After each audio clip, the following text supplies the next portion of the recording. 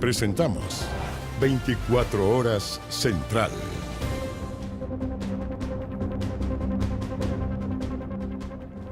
Una imagen que da para no creer: un auto voló por los aires en un cinematográfico accidente de tránsito. El exceso de velocidad provocó que aterrizara al interior de una casa. Su conductor manejaba en estado de ebriedad.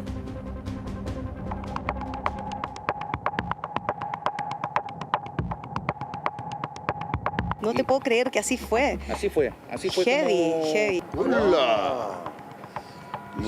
Ella daba ahí, madre mía. Y yo vi en la mañana, fue tremendo porque vimos solamente que había un auto. Así es que mi hija lo único que decía: mamá, hay alguien muerto, hay alguien muerto.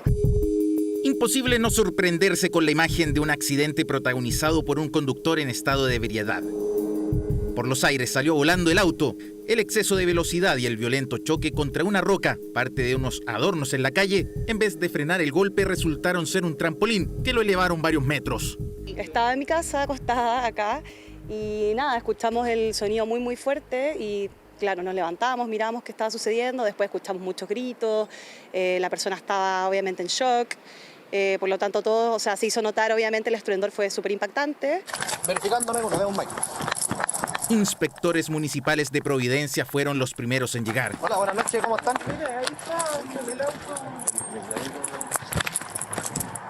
¿Quién venía manejando? Usando un cabestrillo, desorientado pero como si nada hubiese pasado. Este fue el primer contacto con el conductor responsable de lo ocurrido. Yo lo único que digo es que el niño se salvó porque no era su hora, pero fue tremendo ver el video.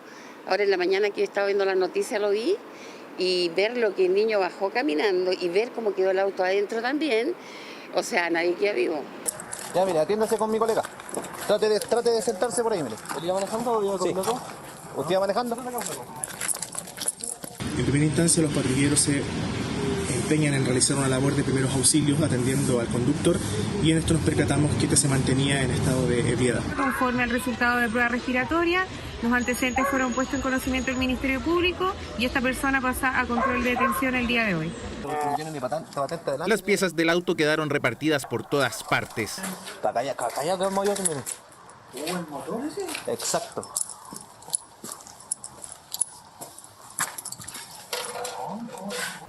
En la mañana se lo estaban llevando a vista y paciencia de la comunidad, cansada de estos accidentes.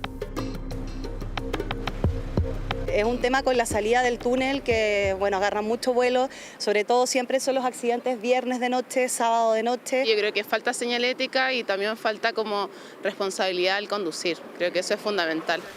La intersección de la avenida Los Conquistadores y avenida El Cerro en Providencia, a la salida del túnel, existen varias curvas que ponen a prueba a cientos de conductores. Por eso ahora el llamado es a estar atentos al volante.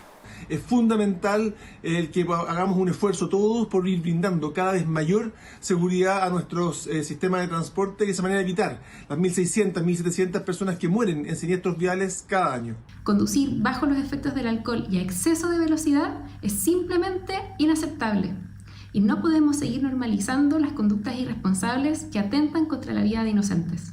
19 años tiene el conductor detenido, fue formalizado y se le suspendió la licencia de conducir. Eso mientras aún no hay solución para esta esquina que estuvo muy cerca de registrar una nueva tragedia. Y recuerde, si va a beber, no maneje. Esta noche en 24 Horas Reportajes. Un crimen que conmocionó al país. Veían cooperación por unos disparos que se estaban efectuando en calle Coquimbo con San Francisco. Mi cabo Daniel Palma se equivoca de motocicleta, por ese motivo él se retrasó en la salida y salió solo. Se encuentra en una esquina y recibe los disparos. Testimonios inéditos. Yo pensé que era una lesión, pero no, en ningún momento lo asimilé a disparo. A 2 años del homicidio del suboficial mayor Daniel Palma. A veces me siento culpable porque yo lo ayudé a ser carabinero, pero no pensé que me lo iban a matar. Nunca pensé que me iban a matar un hijo, nunca. La noche en que Chile se estremeció. Hoy, en 24 Horas Reportajes.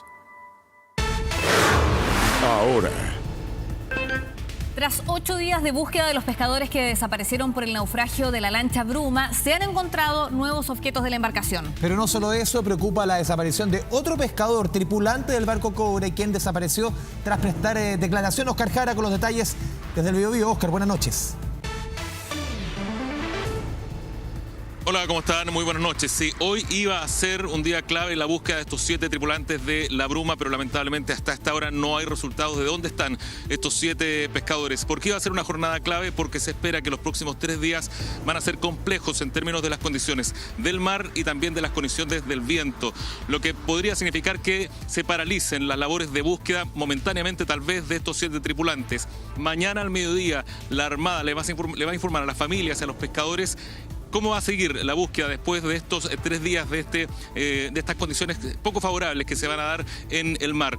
¿Por qué son complejas? Porque no van a poder seguir trabajando los robots submarinos, que son la esperanza que tienen las familias de que se detecte qué hay allí debajo, en la profundidad, 200 metros incluso más, en el fondo marino, si está ahí o no el puente, que es lo que están buscando. Pero además ahora surge otra hipótesis triste para las familias, la posibilidad no solo de que el Cobra haya golpeado al Bruma, sino que además lo haya arrastrado por un espacio en el mar que está indeterminado. La búsqueda ahora se ha centrado en 27 kilómetros y hasta ahora no hay resultados. Se ha buscado por mar, se ha buscado por aire y los pescadores de Ñuble, de Biobío y también del Maule siguen buscando la zona y hasta ahora no hay resultados. En paralelo, tampoco hay resultados de la búsqueda de Juan Sangüesa Enríquez, este trabajador de 58 años, uno de los 18 tripulantes del Cobra, esta embarcación que está siendo investigada por haber sido probablemente esta la que golpeó al Bruma hace ya una semana, desde el viernes que está desaparecido y hasta ahora su familia no ha tenido novedades de él. Se espera entonces el informe que va a entregar mañana la Armada, la reunión que va a sostener con las familias para saber si la búsqueda se extiende o no se extiende después de estos 3 días que van a ser complicados. Por eso el llamado de las familias directamente al presidente de la República para que les apoye y se extienda indefinidamente esta búsqueda del Bruma. Justo cuando se cumple hoy 8 días de búsqueda y de la desaparición del Bruma. Durante la mañana se encontraron restos de la bodega que podrían dar luces de dónde están los restos de la embarcación, pero lamentablemente no hay resultados con este mapeo. Van 8 días ya, una semana intensa. Toda esa cronología la cuenta en su nota el periodista David Maldonado. 8 días de búsqueda, una embarcación destruida, un accidente en alta mar con 7 pescadores perdidos. Tenemos las esperanzas que pueda aparecer alguien, alguno de los tripulantes. Nosotros lo que queremos es que la búsqueda siga hasta que lo encontremos. Nuevas interrogantes en torno al caso. Uno de los tripulantes de la embarcación investigada por el choque está desaparecido. No está registro de su celular, no contesta llamadas, nadie sabe dónde está. Aquí estamos con el primo Fernando. Ahí está mi primo Ragarita. ¡Buena pelo! Este es uno de los últimos registros de los 7 pescadores a bordo del pesquero Bruma, nave que salió desde el puerto de Constitución el sábado 29 de marzo a ganarse la vida en el mar. Lo mejor es asegurar los pescaditos que salgan con martones grandes. Levantamos 2 tiras, mañana matamos, si Dios quiere. Comunicación con otro barco minutos antes de que las condiciones climáticas y la poca visibilidad los obligara a resguardarse. Hace media hora que estamos fondeados. Se puso mal, así que nos vinimos a fondear mejor. Este fue el último mensaje enviado a su familia. Cerca de las 3 de la madrugada del domingo se perdió la comunicación. Estamos hasta mañana, si Dios lo permite, estamos cualquier cosita por este medio. De inmediato comenzó una búsqueda de la Armada y pescadores. Ese mismo domingo se encontraron con los primeros restos de la nave, pero de los tripulantes no había rastro. Nosotros lo que queremos es que la búsqueda siga hasta que lo encontremos. Luego se encontraron partes del barco, entre ellas la balsa de emergencia sin ser activada. Cerquita donde está el fondeo. El último hallazgo, un pedazo de la bodega, pero hay una pieza importante que aún no aparece. Y nos queda la esperanza que dentro del puente están los camarotes y puede que los cabros, que de ellos ahí deben haber estado los camarotes, puede que anden ahí, que ojalá que Dios quiera que así sea. La investigación identifica 3 embarcaciones de mayor tamaño en la misma ruta del Bruma. Una de ellas, el pesquero Cobra de la empresa Blumar, que registraba daños y restos de pintura en el casco, atribuibles a una posible colisión. El buque chocó, paró un poco, quitó el andar y después volvió a seguir y más encima apaga los equipos. Hay indicios, hay elementos que nos permiten sospechar, digamos, la participación, pero hasta que no tengamos una prueba fehaciente de la misma no es posible afirmarlo en forma categórica. Las proporciones de ambas embarcaciones son muy diferentes. El Cobra mide casi 65 metros de largo con capacidad para 2.000 toneladas. El Bruma, en cambio, apenas llega a los 15 metros y 24 toneladas, lo que explicaría el nivel de destrucción. Hacemos un llamado a ser súper responsables y esperar los resultados de la investigación en la cual nosotros vamos a seguir colaborando como lo hemos hecho. Se pongan la mano en el corazón y que hablen, que digan, nosotros vimos esto. Si ellos dicen, a ellos no les va a pasar nada. Si, como les vuelvo a decir, aquí lo único responsable es el piloto y el capitán del barco. El Ministerio Público investiga un cuasi delito de homicidio. Los abogados de la familia aseguran que hubo negación de auxilio e infracción a reglamentos marinos. Que la ley de navegación establece especiales deberes de cuidado y establece un dolo eventual y, en nuestra opinión, se configura un delito de homicidio. La nave investigada se encuentra incautada en peritajes desde que llegó a puerto con la tripulación. Hay capitanía de puerto, igual estuvo con ellos, yo sé que interrogó al grupo como por completo, para posteriormente después citarlo acá a lo de la PDI y hacerlo uno por uno. Pero su padre, Juan Sangüesa, uno de los tripulantes, no llegó. Tampoco asistió a una cita con el psicólogo en las dependencias de Blumar. Fui al trabajo de él a preguntar los diferentes edificios que tienen ahí Blumar y no hay registro de él. No está registro de su celular, no contesta llamadas, nadie sabe dónde está. Casi se cumplen 2 días sin información de su paradero. Las dudas sobre su destino comienzan a instalarse. A lo mejor este caballero quería hablar, quería decir que él no quería decir lo que sintió, porque a lo mejor ellos no vieron nada. Sí. Ahora la atención está enfocada en encontrar a los 7 pescadores y entender qué pasó en la bahía de Coronel. Son varias las hipótesis, desde un mal uso del piloto automático hasta un descuido con el radar, a lo que se suma una nueva interrogante. ¿Dónde está y qué pasó con el tripulante del Cobra? Oscar Jara, volvemos contigo. ¿Qué se espera para las próximas jornadas en términos climáticos? ¿Qué se espera? Tú también lo decías, en términos de búsqueda. ¿Se suspenderían, obviamente, pasados estos 8 días? ¿Qué viene de aquí en más? Sí, son 3 días en que va a haber condiciones de oleaje muy intensas y además un viento también muy intenso. Nos decían que ya sobre 15 nudos las embarcaciones que están trabajando en la zona se verían complicadas para seguir trabajando en esta rebusca. La Armada va a seguir en la zona, por supuesto, con sus embarcaciones. Los pescadores artesanales ya se les complica demasiado, pero lo más importante es que no van a poder trabajar los robots submarinos, que es lo más trascendental ahora, ¿no? Que encuentren el resto de la embarcación que se supone o esperan que esté ahí en el fondo marino en algún punto. Pero todo eso se va a saber con exactitud mañana al mediodía, cuando la Armada ya ha citado a las familias al mediodía y ahí les va a informar de acuerdo a lo que ellos puedan observar de cómo se comporta el clima, digamos, para poder determinar si se va a poder o no se va a poder retomar la búsqueda los días siguientes. Ellos estiman que se mantenga la palabra de la Gobernación Marítima, que dijo ya que se va a mantener la búsqueda de manera indefinida y las familias, los pescadores no se van a mover de acá. Ellos, de hecho, muchos de los pescadores están fondeados en el mar esperando que la luz del día y las condiciones también del mar y del viento les permitan trabajar. Dicen que no se van a mover de acá hasta que logren encontrar, repito esta frase, ¿no?, de Claudia Urrutia, y ha dicho: no nos vamos a ir de acá hasta que encontremos lo que tengamos que encontrar. Oscar Jara, desde la región del Biobío, muy buenas noches. Y vamos a noticias políticas. Janet Jara fue nominada como candidata presidencial del Partido Comunista y desde la oposición exigen su renuncia al Ministerio del Trabajo a la brevedad.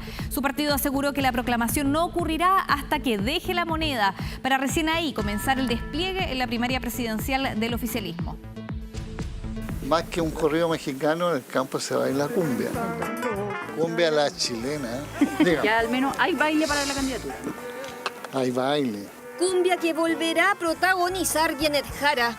Por visibilidad de país, por cualidades carismáticas, me refiero a la compañera Janet Jara. El Partido Comunista nominó a la ministra del Trabajo como su candidata presidencial, desatando inmediatas críticas en la oposición. Ahora que el PC la proclamó, debe renunciar. Basta de corrupción. La ministra Jara debería haber renunciado cuando inició su campaña hace semanas. El abuso de los cargos públicos es corrupción. La crítica no vino solo de los candidatos presidenciales, también de parlamentarios que incluso podrían ir a la Contraloría si la renuncia de Janet Jara no se concreta en las próximas horas. Tiene que dejar su cargo de ministra de Trabajo ya. ¿Le damos el tiempo mañana a las 8 de la mañana, puede ser? Puede hacerlo, puede declararlo, puede mandar una carta. No ha hecho nada en el contexto de campaña. La pregunta es si mañana renuncia. Nada en el contexto. Esa es una conversación que va a tener ella con el presidente. Si por decencia o ética renuncia mañana, ¿sí o no? Esa es la pregunta muy simple. No le pusimos plazo. Pero no contestó ayer entonces Janet Jara. No hablamos con ella, si ella no estaba cuando nosotros tomamos la acuerdo. Pero un llamado por teléfono, te estamos nominando. ¿No ha hablado con ella usted? No ha hablado con ella.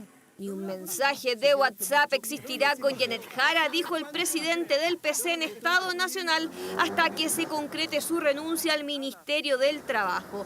Ministra que antes de ser nominada afirmó que ese tema tiene que conversarse con La Moneda. Que cualquier cambio que se haga respecto de la responsabilidad que asuma cualquier persona, en este caso, si es que fuera yo, la primera conversación que debemos tener es con el presidente de la República. Ministra aún en condición de precandidata que ya recibió la bienvenida de los que serían sus contendores en una primaria presidencial del oficialismo. Que este proceso fortalezca al país. Vamos por más democracia.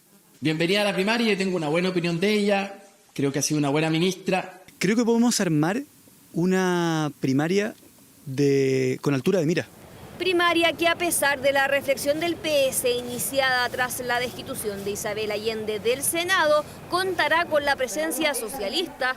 Nosotros tenemos que pensar en el futuro y pensar cómo enfrentamos de la mejor manera a las fuerzas que son contrarias a nuestros pensamientos como progresismo. Aquí la derecha puede estar comiendo cabritas y nosotros, como Partido Socialista, no vamos a permitir aquello, no vamos a ser parte de la división de las fuerzas progresistas.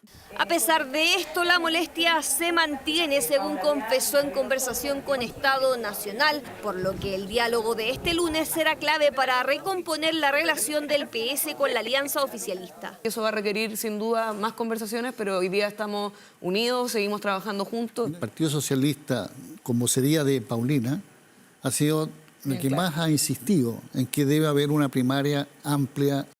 El PS definirá la próxima semana su candidatura presidencial e incluso podría ser Paulina Bodanovich quien la lidere, nominación aún en incógnita cuando el oficialismo va aclarando sus cartas para la presidencial, y en el caso del Partido Comunista solo falta un cambio de gabinete para que Janet Jara sea proclamada como candidata. Ahora. Y esta es una tragedia. Un funcionario de la Policía de Investigaciones le habría disparado a su hijo de apenas 2 años. Esto es la comuna de Cerrillos. Se han hecho diligencias. Conocemos las novedades hasta ahora con el periodista Mateo Pomies. Mateo, muy buenas noches. Muy buenas noches, Vale. Muy buenas noches, Andrés. Así es, hasta hace pocas horas continuaban las investigaciones en este departamento de Cerrillos, donde un padre que también era un funcionario activo de la Policía de Investigaciones le disparó a su hijo de 2 años para luego intentar quitarse la vida a él mismo. Fueron los vecinos quienes alertaron a carabineros para que acudan al lugar, y una vez que acudieron al lugar encontraron, por supuesto, esta trágica escena: al bebé fallecido, al hombre que intentó quitarse la vida, que seguía en riesgo vital, y a la madre en estado de shock. El hombre fue trasladado, por supuesto, a un centro asistencial donde horas más tarde se confirmó su muerte. Esta investigación está siendo llevada como un parricidio consumado. Y es importante llevar toda esta investigación para poder también esclarecer qué fue lo que motivó a este hombre para cometer todo este horrible caso, ¿no? Los invito a que escuchemos parte de lo que nos comentó la Fiscalía y también las declaraciones de la misma Policía de Investigaciones. En un conjunto habitacional de la comuna de Cerrillo, lugar en el cual fue encontrado sin vida un menor de 2 años y un adulto lesionado.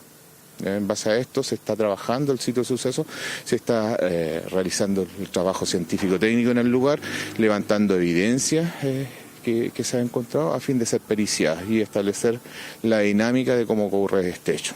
Parte de las diligencias de rigor guardan relación con poder gestionar el acceso a la ficha clínica que dé cuenta no solo de sus antecedentes de salud, sino también los de salud psiquiátrica para poder indagar las razones por las cuales se cometió este crimen. Hasta ahora en la revisión preliminar no hay registros de antecedentes recíprocos de violencia intrafamiliar entre quienes componían parte de esta familia. Si es esta investigación continúa como lo estábamos mencionando, también hay que aclarar que la madre de este bebé de 2 años también era una funcionaria activa de la PDI. Vamos a estar muy atentos a este caso, también por supuesto informando oportunamente respecto a ello. Mateo, seguimos muy atentos con las novedades de esta tragedia en la comuna de Cerrillos. Buenas noches. ¿Con cuánto dinero como mínimo puede vivir una familia en Chile? Es el debate que busca instalar la CUT en la negociación del sueldo mínimo a semanas del Día del Trabajador. Se trata del salario vital, el que aspiran llegue a 725.000 pesos en el corto plazo. La idea, eso sí, ya genera críticas en las pymes. Por lo menos el sueldo mínimo podría llegar a unos 580.000 pesos, por lo menos. Unos 560 para poder sobrevivir. Yo creo que debe ser unos 650 hacia arriba. Probablemente unos 600, 700 mil pesos por persona. Son las aspiraciones de los trabajadores, el sueldo que les permitiría llevar una vida digna. Ese debate pretenden abrir en la Central Unitaria de Trabajadores al hablar por primera vez del concepto salario vital.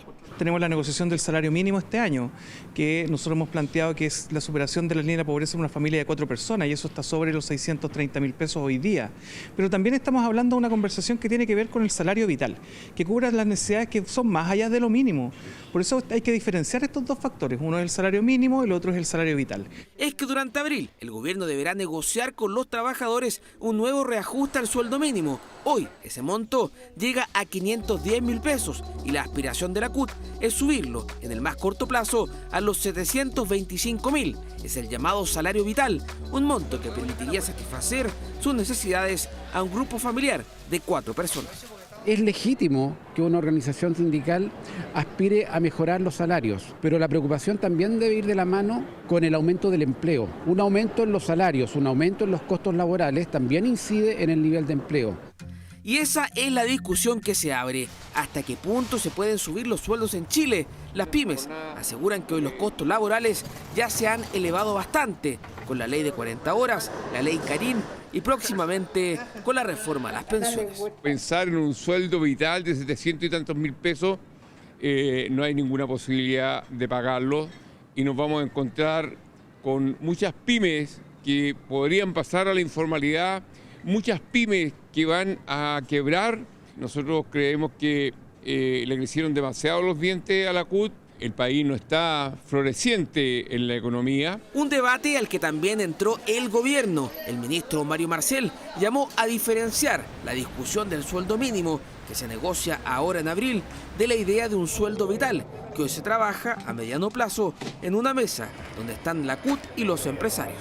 Como es un ingreso familiar, entonces toma en cuenta las necesidades de consumo del conjunto de una familia, y eso con lo que tiene que compararse no es con el ingreso mínimo de una persona, tiene que compararse con los ingresos que reciben los perceptores de hogar de esa familia, más los subsidios que reciben adicionalmente al ingreso mínimo. Una discusión que se abre respecto al sueldo vital en Chile, cuando por ley el nuevo sueldo mínimo debe reajustarse antes del próximo 1 de mayo, cuando se conmemora el Día del Trabajo. Continuamos con información policial. Se está investigando la muerte de un hombre de 38 años que fue abatido con un arma de fuego tras una discusión con vecinos, esto en la comuna de Quilicura. La madrugada de este domingo, la víctima fue abordada por desconocidos, quienes efectuaron disparos, impactando uno de ellos en una de sus piernas. Según información preliminar, el hombre habría sido asesinado tras una discusión con vecinos a las afueras de su casa, específicamente en la calle Las Garzas. La víctima fue trasladada al SAPU Rojas de Negri, donde llegó sin signos vitales y se informó hoy de su deceso. Hay declaraciones. Al parecer, lo que habría ocurrido es que la víctima se encontraba en unos pasajes de la comuna de Quilicura. Momentos previos había tenido algún tipo de discusión con unos sujetos desconocidos y con posterioridad es impactado por arma de fuego, causándole la muerte. Y nos movemos hasta la región de Coquimbo. Graves incidentes se registraron tras el partido entre Deportes La Serena y Coquimbo Unido, ¿vale? El clásico papayero terminó con una verdadera batalla campal en los camarines del Estadio La Portada. Stephanie Rojas con los detalles de lo que ocurrió. Stephanie, buenas noches. Buenas noches, Vale, Andrés. Así es, una batalla campal, tal como ustedes lo dicen, es lo que ocurrió durante esta jornada, este encuentro deportivo entre Club Deportes La Serena y Coquimbo Unido. Pero esta vez no fue entre hinchas, sino entre jugadores. Comentarles que en imágenes ya se muestra este enfrentamiento que ocurrió entre jugadores de ambos equipos, que habría pasado lamentablemente el fútbol a segundo plano, tomándose toda la atención también dentro del estadio en este momento. Comentarles que faltaba apenas un minuto para que finalizara el tiempo extra y un enfrentamiento entre jugadores propició una pelea que inició principalmente primero en la cancha, pero que posteriormente se trasladaron hasta el túnel del estadio. En ese momento, cuando se dieron cuenta los jugadores, se empezaron a sumar. ¿Y qué es lo más grave de esto? Que se comenzaron a lanzar objetos contundentes. Según las primeras informaciones que se tienen, estos objetos se tratarían de botellas, pero también de bolsas de hielo, incluso quedando lesionados algunos de los jugadores. Esto necesitó también de la intervención de seguridad. Y también comentarles que posterior a eso, una vez que se dieron cuenta que uno de los jugadores estaba herido, se decidió terminar el partido de manera anticipada. Posteriormente también comentarles que esta tensión comenzó con mayor anterioridad. A eso de las 2 de la tarde se dio a conocer también un video donde se muestra una patrulla de carabineros en el sector de La Garza en Coquimbo, que está en ese momento no se ve ningún carabinero cerca, al parecer habían salido, y estaba siendo atacada por personas que estaban vestidas con polera de Coquimbo. Se cree que son hinchas del aurinegro, que al parecer estaban sacando algunos objetos de dentro de este vehículo. Pedimos un informe a Carabineros, nos indican que el día de mañana se dará la información oficial, pero nos adelantaron que producto de esto son 6 detenidos y también producto de esto son, como les decía, 6 detenidos y personal policial no se encontraría con mayores lesiones. Así que con esta información nos vamos a mantener atentos también cómo se vaya desarrollando esta situación. Vale, Andrés. Sí, vemos las imágenes de estos enfrentamientos, también vemos con preocupación lo que pasó en este partido de fútbol. Tú nos decías, una persona herida, un jugador herido luego de este partido que terminó en incidentes. Hay reacciones, ¿no?, respecto a lo que pasó en el partido, de lo que fue esta pelea ahí en este clásico en la región de Coquimbo, Stephanie. Sí, tenemos reacciones. Vamos a pasar a escuchar lo que nos indicaron también de ambos equipos. Un hecho lamentable. Me parece que bajo ninguna circunstancia tiene que pasar. Obviamente nos hacemos cargo de la situación, pero también hay que tener en cuenta las pulsaciones están a 1000. Había una cantidad de guardias importante, cosa que ellos están para la seguridad, y al final parecía todo lo contrario. En el túnel me parece que hay cámara, entonces está todo a la vista. Lamentable, y la verdad que yo me quedé en la cancha y no vi más lo que pasó. La pasión con la que juegan él, Ramírez y todos los que vienen desde las divisiones inferiores, eso es sentir la camiseta y vivir estos clásicos a full. Estuvimos con los equipos de inspectores municipales, con Dirección de Seguridad Ciudadana, con Carabineros de Chile, para justamente evitar el encuentro de barras que muchas veces traen disturbios. Pero también esperamos por parte de los jugadores que efectivamente se haga un espacio colaborativo donde sabemos que hay ganadores y perdedores, que este tipo de episodios no vuelvan a suceder, porque queremos que las familias siempre vuelvan al estadio. hechos de violencia que vinieron a empañar sin duda esta fiesta del fútbol, donde los jugadores se enfrentaron con estos objetos contundentes que les decía, bolsas de hielo y botellas, y se esperan también que las próximas horas se revisen cámaras y se puedan ver nuevas sanciones. Y el segundo tema también que preocupa bastante tiene que ver con este ataque al vehículo policial, donde no se ven carabineros y según se cree también ellos habrían tenido que salir del lugar, habrían tenido que dejar esta patrulla y aún no se tiene la información oficial de parte de Carabineros. Recién las darán el día de mañana a las 8 de la mañana. Podremos tener la información completa con los detalles también ocurridos en esta lamentable situación. Vale, Andrés, con esta información nos despedimos y esperamos tener pronto novedades desde la región de Coquimbo. Sí, Estefanía, vamos a esperar lo que diga Carabineros el día de mañana. También la delegación de la región de Coquimbo encargados de la seguridad ante estos hechos de violencia. Muchas gracias por el informe. Buenas noches. Continuamos con información internacional. Crecen los cuestionamientos a las deportaciones en los Estados Unidos. Detenciones arbitrarias, errores administrativos, expulsiones a terceros países y falta de transparencia en los casos han convertido la vida de miles de migrantes en un auténtico infierno. Nos cuenta más la periodista Andrea Aguilar.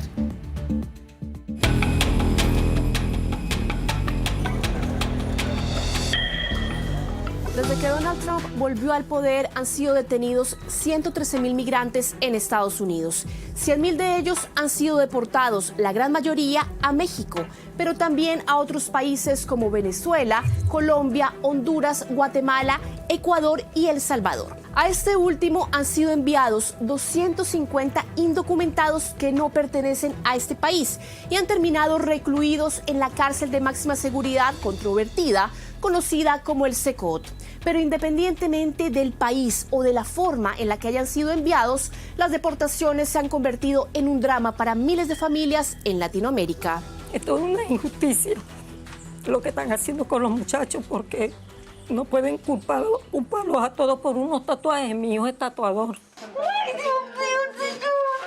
El llanto de esta madre venezolana es el reflejo de la impotencia de los familiares de los centenares de migrantes que han sido deportados desde Estados Unidos hacia El Salvador, un país conocido por la violación de derechos humanos al interior de sus cárceles de máxima seguridad. Si yo tengo que llevárselo ahora a buscarlo,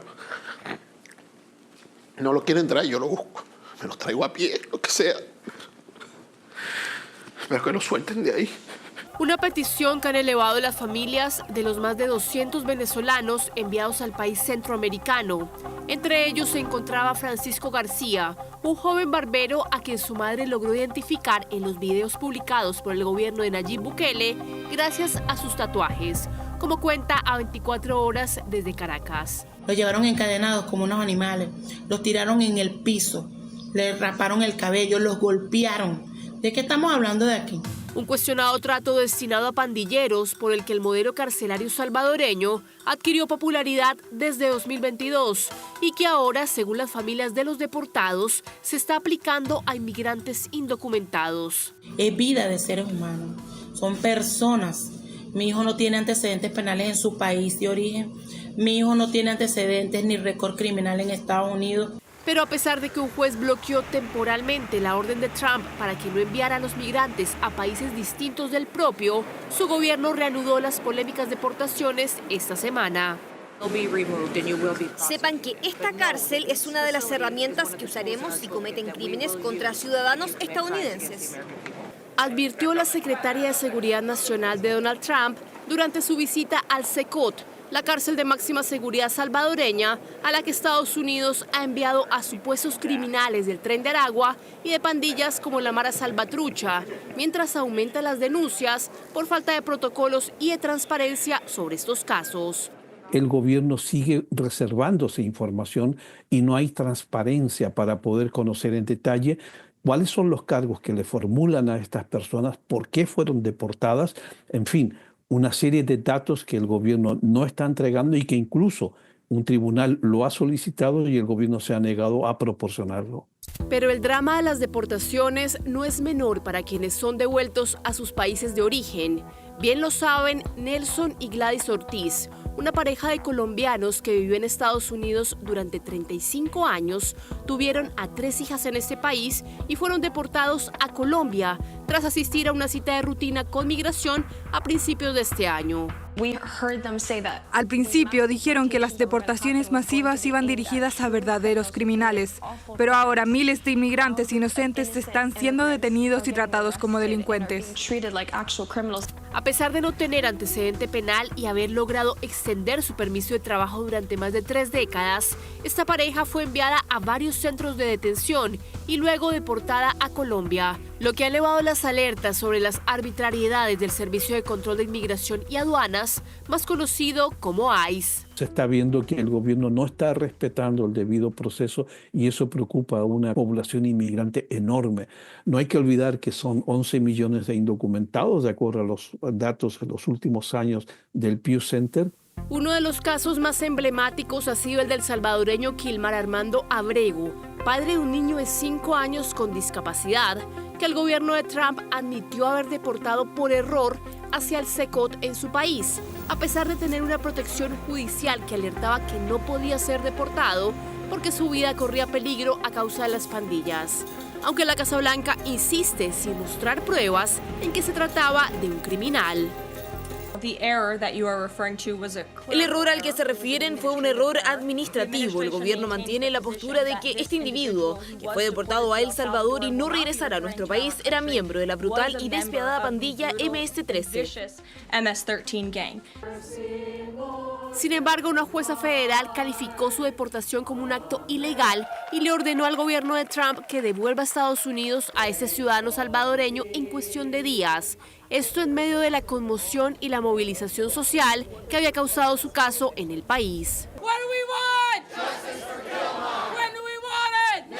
Quiero dar gracias a todos los que nos han apoyado y vamos a seguir continuando esta lucha para traer a mi esposo de regreso. Pero las detenciones y deportaciones contra extranjeros en la nueva era de Trump en el poder alcanzan incluso a quienes tienen residencia permanente, como es el caso del activista palestino Mahmoud Khalil, quien fue detenido por liderar las protestas en la Universidad de Columbia en contra de Israel por la guerra en Gaza.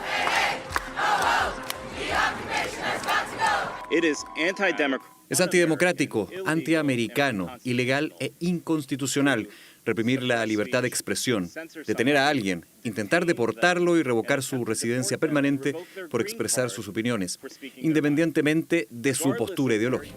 Una realidad que quedó plasmada en este video, en el que se ve como agentes de migración enmascarados y vestidos de civil detienen a la estudiante turca Rumeysa Öztürk tras expresar su apoyo a la causa palestina, lo que ha sido denunciado como una violación a la primera enmienda de la Constitución de Estados Unidos, en la que se defiende el derecho a la libertad de expresión.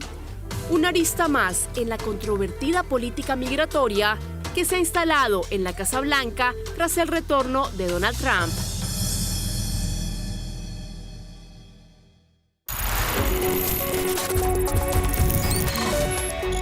...24 horas, reportajes. A los 33 años, el cabo Daniel Palma fue asesinado de un disparo. A 2 años del crimen, su madre y sus compañeros rompen el silencio para revelar detalles desconocidos de sus últimas horas de vida. Mientras la Fiscalía da cuenta de los antecedentes que permitieron tomar decisiones inéditas para capturar a los homicidas de este crimen que estremeció al país. Esa noche un equipo de informe especial registró las primeras imágenes. Yesenia Yamet y Tomás Guiñez con este reportaje.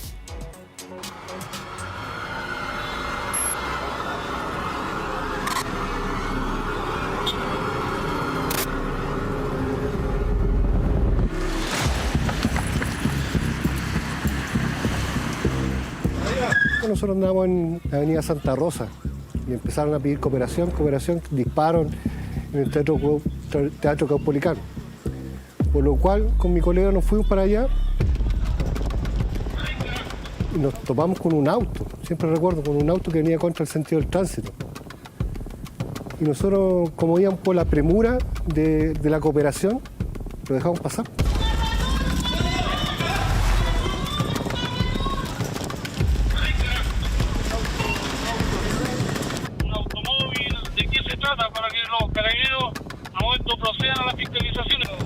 Nos trasladamos al sector de Avenida Mata y ahí fue cuando escuchamos los disparos.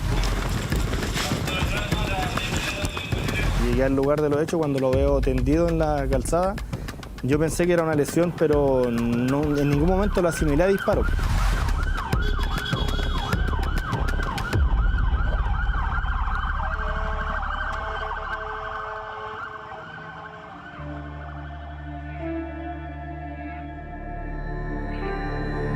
El 5 de abril del 2023 es difícil de olvidar. Esa noche, un cabo primero es baleado en medio de un procedimiento.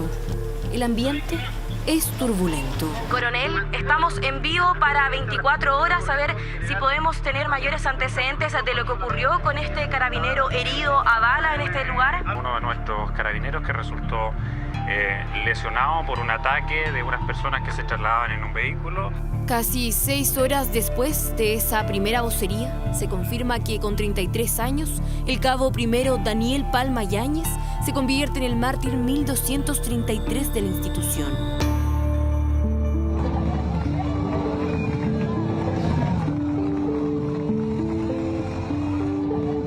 Las horas y días venideros han sido más de una vez contados.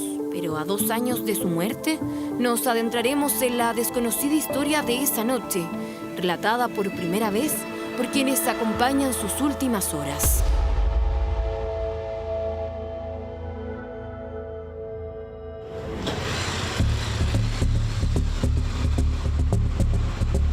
Nosotros como motoristas siempre éramos unidos.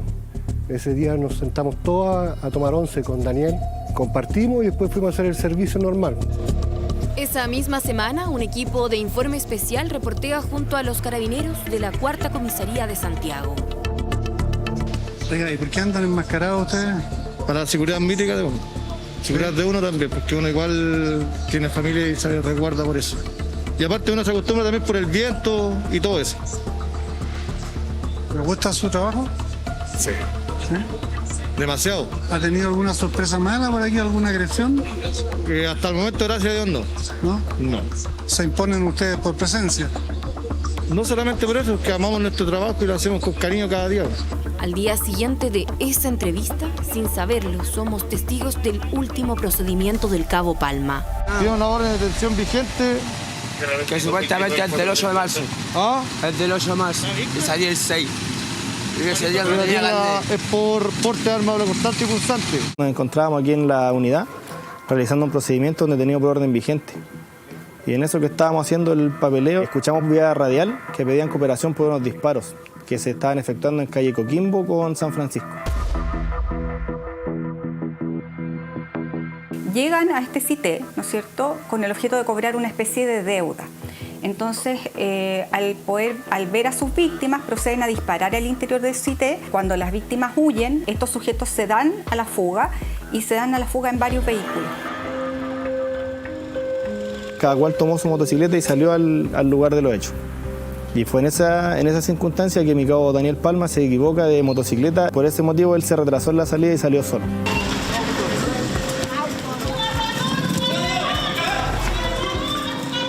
Dicen, no, se van por allá, salieron a Mata. Entonces, por lo cual nosotros tomamos esa calle que está allá, que se llama Serrano, contra el tránsito, con la premura de alcanzar a estos tipos. Cuando llegó a la esquina, yo siento el puro disparo.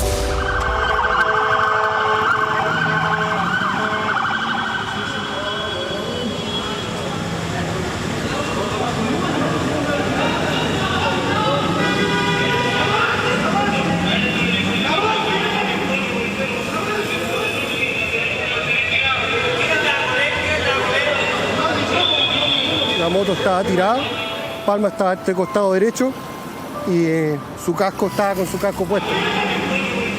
Lo que más le pedía es que no dejara a su familia. Que no dejara a su familia, a Darling, a su hijito y a su bebé que venía en camino. Nosotros tratamos de auxiliarlo ahí, pero no podíamos hacer más, por eso empezamos a pedir cooperación. Pulso débil, manifestó al momento inconsciente.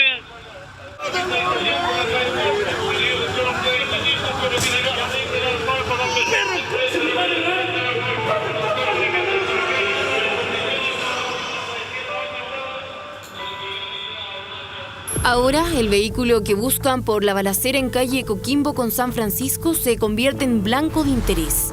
Desde ese mismo auto, le disparan minutos antes al cabo Palma. No alcanza ni a controlarles la identidad. Ellos se encuentran en una esquina y recibe los disparos. Se hablaba de que era un Audi, gris. Posteriormente con la investigación nos dimos cuenta de que era un auto azul y no era un Audi, era un Chevrolet Sail.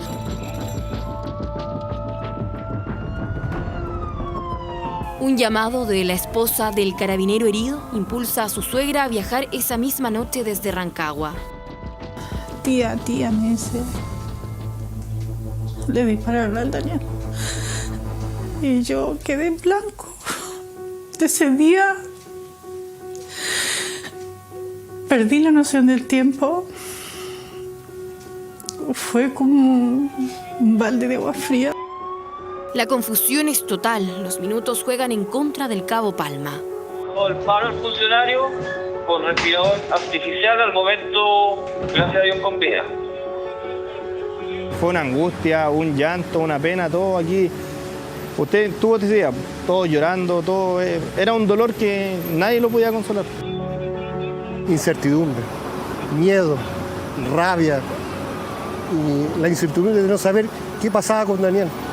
Si todavía luchaba por su vida o Daniel ya se había ido.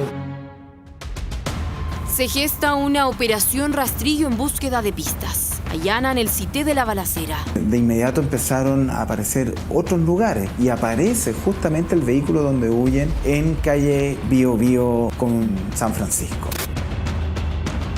En paralelo, un taxista realiza en una comisaría una denuncia clave.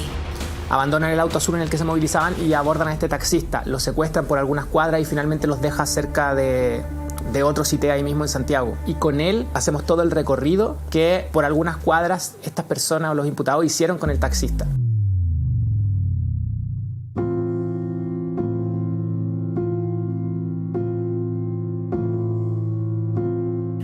Hoy día hay un hijo, una esposa sufriendo, una institución que está sufriendo. Pero no vamos a descansar. Y lo vamos a encontrar. Iris Yáñez nunca antes había concedido una entrevista. Sus recuerdos guían hasta la ex posta central. Y nos dicen que hicieron todo lo posible. Pero Daniel no se salvaba. Y nos hicieron pasar donde estaba él. No sé cuánto tiempo le quedaba. Pero yo vi morir a mi hijo.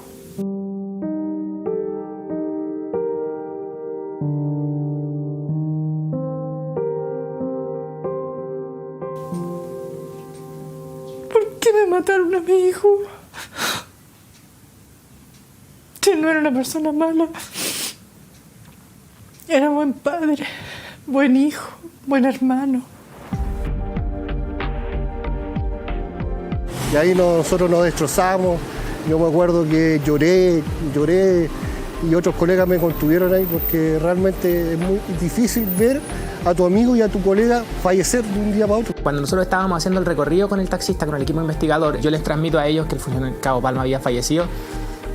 Se produjo un silencio muy triste, pero ahí mismo nosotros supimos que teníamos que detenerlo sí o sí. Otro sitio en calle Centeno, en Santiago, es el destino de los delincuentes. A primera hora lo allanan. Los allanamientos en un principio fueron frustrantes porque no se encontraron estos individuos. Los peritajes en el Chevrolet Sail azul arrojan match con 2 huellas. Tienen 2 nombres, 2 rostros, pero su rastro comienza a ser difuso. Llegamos a una especie de punto muerto en algún minuto. Obviamente surgió la duda de cómo seguimos. Ellos eran de nacionalidad venezolana y las consecuencias del caso iban a tratar de salir de Chile lo más rápido posible.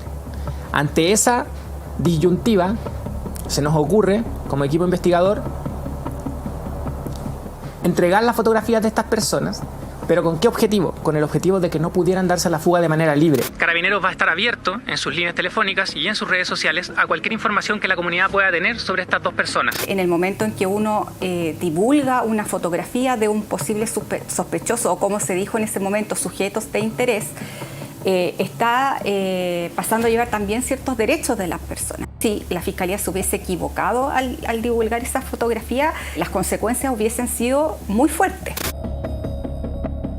Luis Lugo Machado y Carlos Cortés, alias Carlitos Nike, son intensamente buscados. En paralelo, un joven de Concepción ve sus fotos. Indica que hay un teléfono que se había encontrado en un bus de locomoción colectiva. Les llama la atención que hay fotografías que se vinculan directamente, son similares, a quienes están siendo buscados en ese momento por la justicia.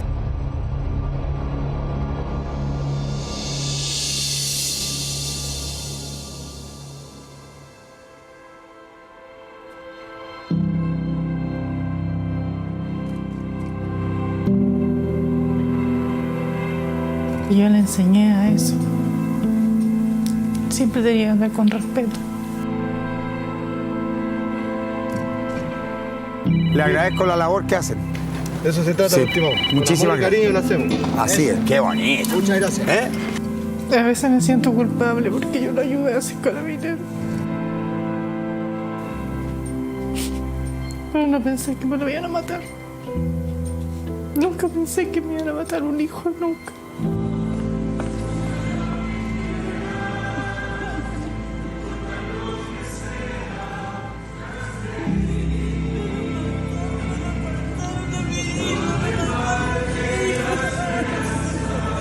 Yo vi que el presidente llegó, se arrodilló, me dio un abrazo y me dijo que iba a hacer justicia por Daniel y que me iba a ayudar.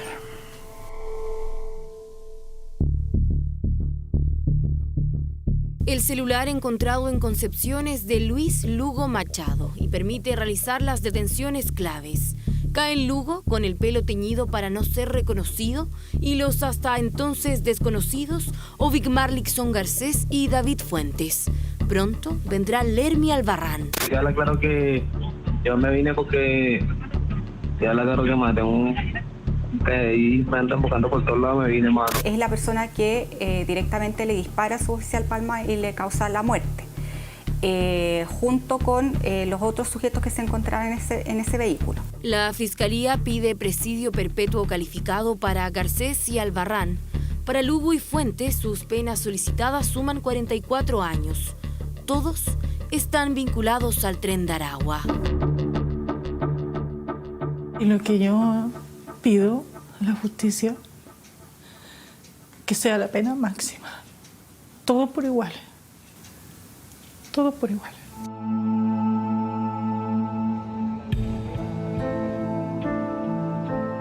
Llegó tan profundamente hasta nuestra sociedad que no podíamos ingresar a la comisaría porque estaba absolutamente lleno de gente. Llegaban de forma anónima, dejaban flores, velas, pancartas. Era una muestra de cariño impresionante hacia Daniel y hacia Carabineros. El asesinato de mi cabo Daniel Palma removió a todo un país.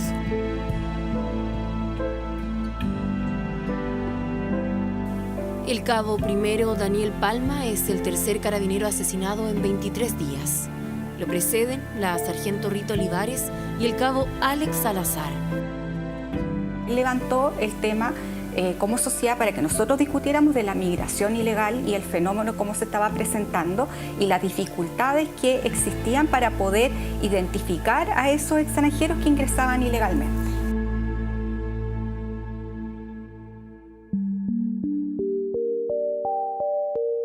Las botas y el chaleco que el cabo primero usa el día de su muerte se atesoran aún en la sala de motoristas de la 4ª comisaría. Desde que falleció mi cabo Daniel Palma, la comisaría cambió mucho. No era lo mismo llegar a trabajar, no se sentía igual, no era la alegría que él provocaba. Es un trabajo para ellos, pero no es para que los maten, porque cuando alguien necesita un carabinero, ahí está el carabinero. No podía creer que era mi hijo el que estaba en ese cajón. Fue como morir en vida. Solo las personas que hemos perdido a nuestros hijos sabemos lo que es sufrir. Me gusta lo que hago, me gusta hacer cada día lo que hago. Amamos nuestro trabajo y lo hacemos con cariño cada día. Daniel Palma Yáñez es ascendido de forma póstuma a suboficial mayor. Entregó su vida al país. No alcanzó a conocer a su hija.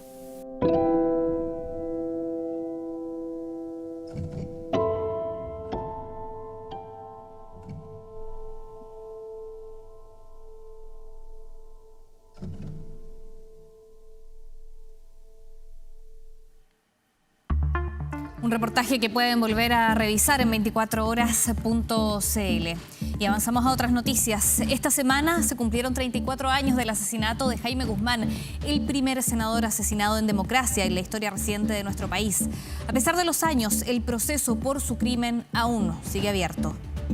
En un hecho inédito en la historia de la patria, ha sido asesinado a plena luz del día un senador de la República.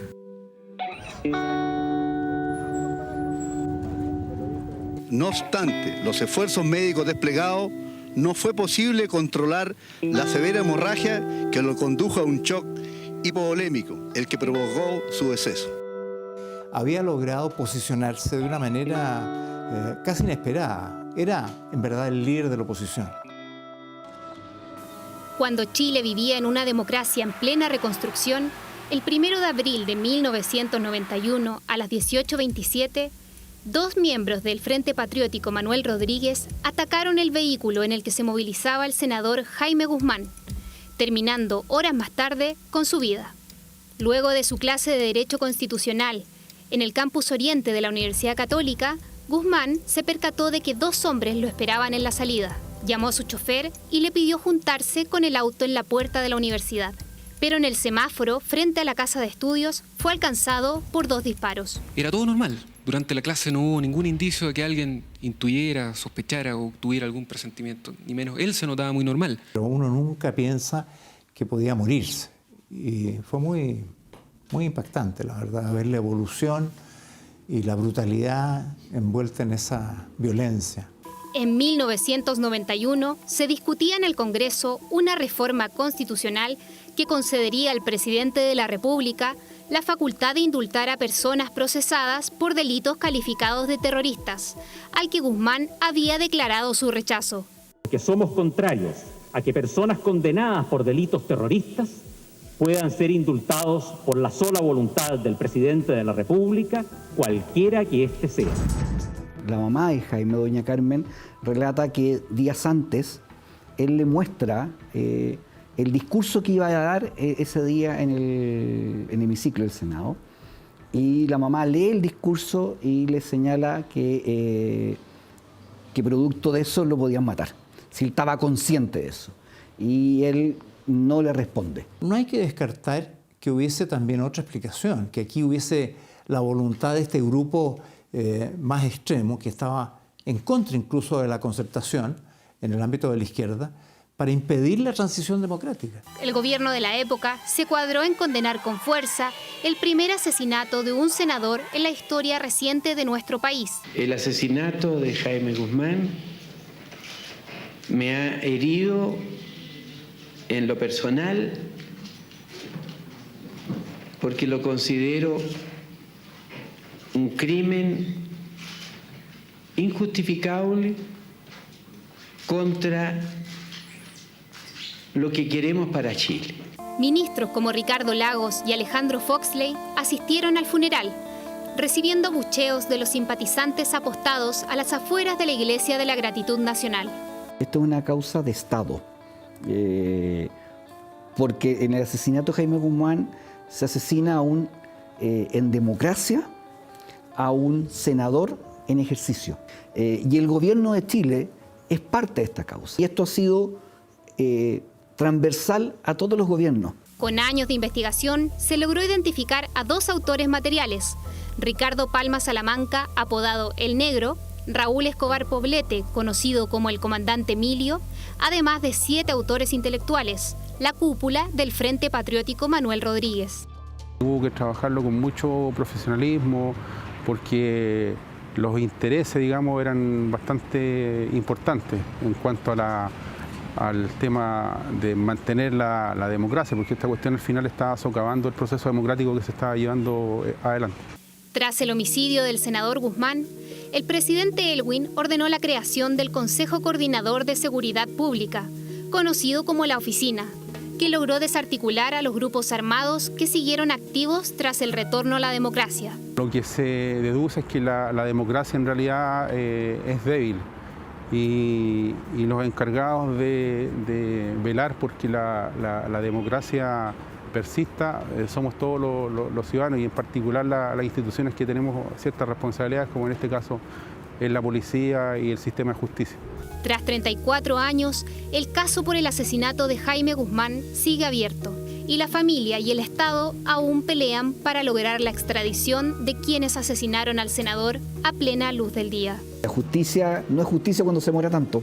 No puede el país tolerar en ese momento cuando estamos, ni ahora ni nunca, que se asesine a nadie, pero además en este caso se asesinó a una persona que era como Jaime Guzmán, que era un senador electo en democracia, que ganó una elección y que la única forma que encontraron su enemigo de acallarlo fue matándolo.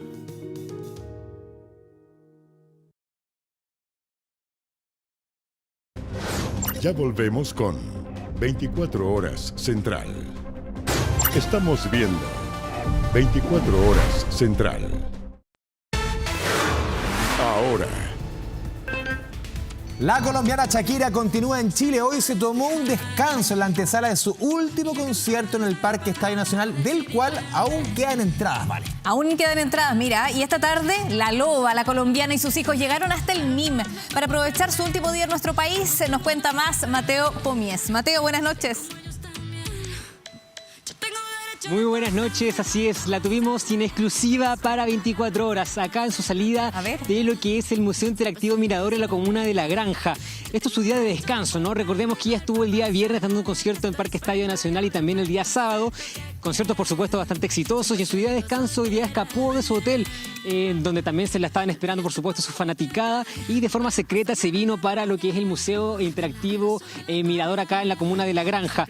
Este museo abre los días domingos de 10 de la mañana hasta las 6 de la tarde, y ella esperó que sea a las 7 de la tarde ya para hacer su ingreso junto a sus dos hijos, a Milán de 12 años y Sasha de 10, y se estuvo en este lugar hasta más o menos las 8:45 de la noche, que es cuando registramos su salida en exclusiva para 24 horas. En estos momentos Shakira se encuentra disfrutando de una cena en el Hotel Noi de la comuna de Vitacura. Por supuesto, un merecido descanso junto a sus dos hijos después de estos dos shows que realizó, y también preparándose para mañana, el último show, la tercera fecha que fue agregada después de, lamentablemente, las fallidas o el fallido intento que ocurrió en marzo con la cancelación de los conciertos. Por supuesto, vamos a estar atentos a la estadía de Shakira durante la jornada de mañana también, pero por lo menos pudimos verla hoy disfrutando de los atractivos que existen acá en la región metropolitana. Así que nada, vamos a estar por supuesto muy atentos a todo lo que hace Shakira durante hoy día la noche y mañana durante su jornada.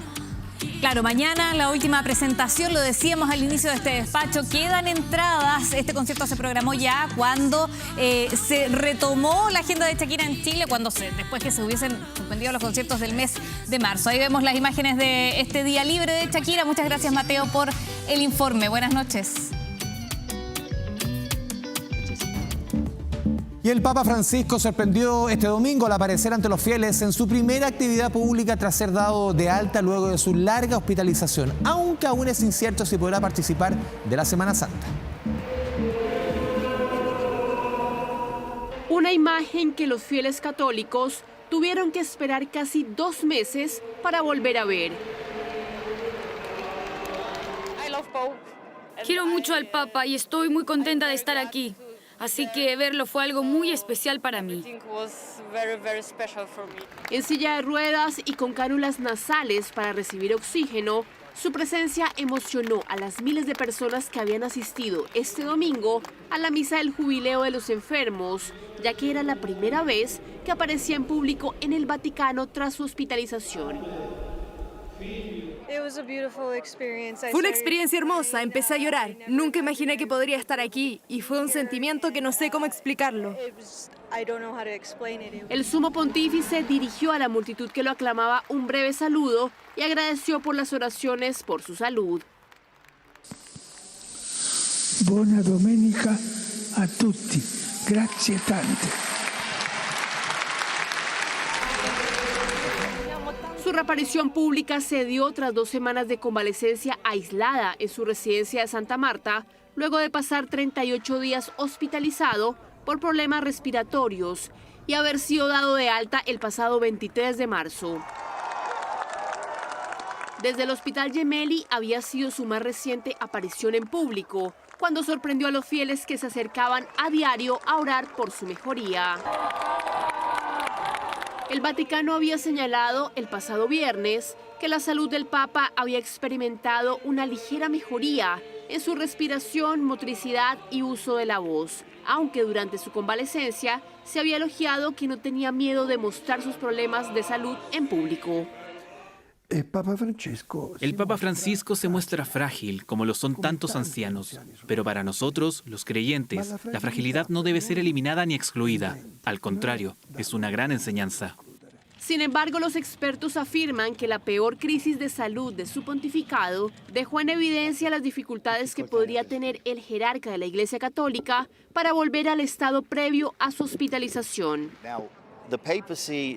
Su papado definitivamente entra en una nueva fase, quizás una fase final, independientemente de cuánto tiempo le quede de vida. Tuvo neumonía doble, le falta un pulmón y tiene 88 años. El Vaticano señaló que aún es incierto si el Papa Francisco podrá participar de las celebraciones de Semana Santa, que comenzarán el próximo 13 de abril, con el Domingo de Ramos. Vamos con una imagen que nos llega desde el sur del país, desde la región del Biobío. Esta es información de hace instantes. Se halló el ancla de la embarcación Bruma, de la lancha Bruma, recordemos, esta que mantiene a 7 pescadores desaparecidos desde hace una semana. Lo habíamos informado más temprano, este informativo, con Oscar Jara. Mañana se cumplen los 8 días de búsqueda legal. Claro, los familiares van a pedir que se extienda esta búsqueda por más días. Ahí vemos justamente la imagen de un momento especial, un momento emotivo. Es cuando se reflota, se saca fuera del agua el ancla de esta lancha que lamentablemente mantiene a 7 personas desaparecidas durante los últimos días, en jornadas que se avisoran complicadas en términos de clima, de marejadas. Sí, Oscar Jara, editor de la red Biobío, ya nos anticipaba que los próximos 3 días van a ser complejos. Hay anuncio de marejadas, lo que hace pensar que cualquier intento de búsqueda que los familiares quieren que continúe va a ser muy, muy difícil para los equipos ahí en la región del Biobío. Con estas imágenes vamos cerrando 24 Horas Central, un hallazgo importante en medio de, por supuesto, la búsqueda de los 7 pescadores desaparecidos. Sigue la sintonía TVN, ya viene el TV Tiempo y después un nuevo capítulo de Flor. Muy buenas noches.